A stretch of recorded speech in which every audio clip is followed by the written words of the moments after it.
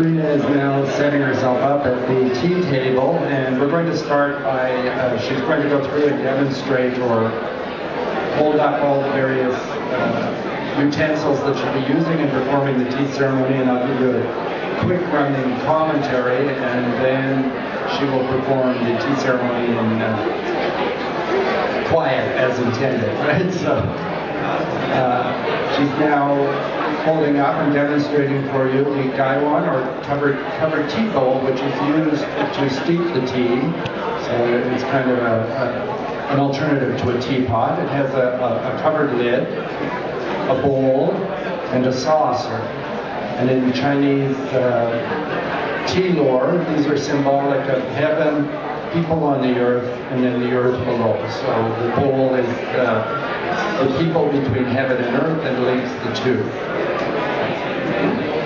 She's now holding up the server, which is a small pitcher. The tea will be steeped in the gaiwan and then emptied into the server so that all guests will get tea that is mixed to the same strength and not weaker off the top and thicker off the bottom.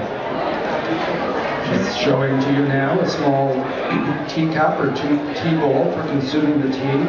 Because fine teas can be steeped multiple times in a gaiwan, there's no need for a large vessel, and so the cup will be replenished numerous times during the course of the ceremony. She's now presenting to you an aroma cup or a fragrance cup, which is unique to Chinese teas.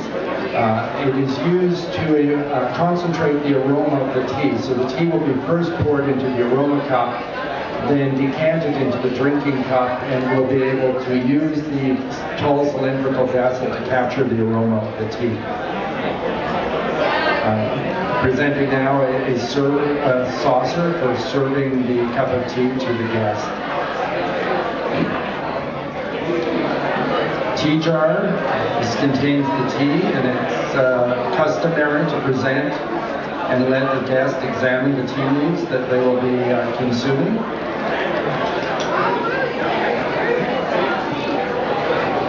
Presenting now the strainer, because we'll be dealing with loose leaf tea, and so we want to remove the leaves, and this is the natural wood strainer.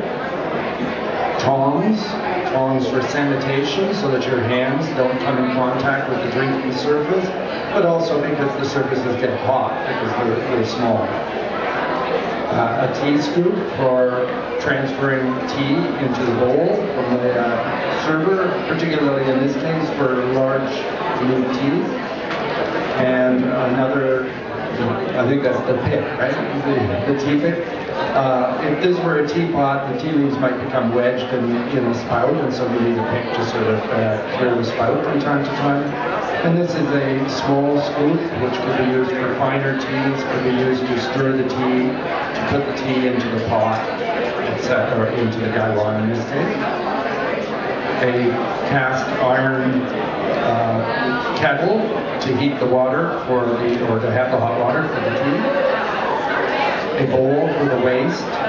During the course of the performance, you will see that one of the first steps is to warm all the vessels with hot water, which will be poured off, and perhaps the first rinse of the tea leaves will also be used to warm the vessels or be poured off.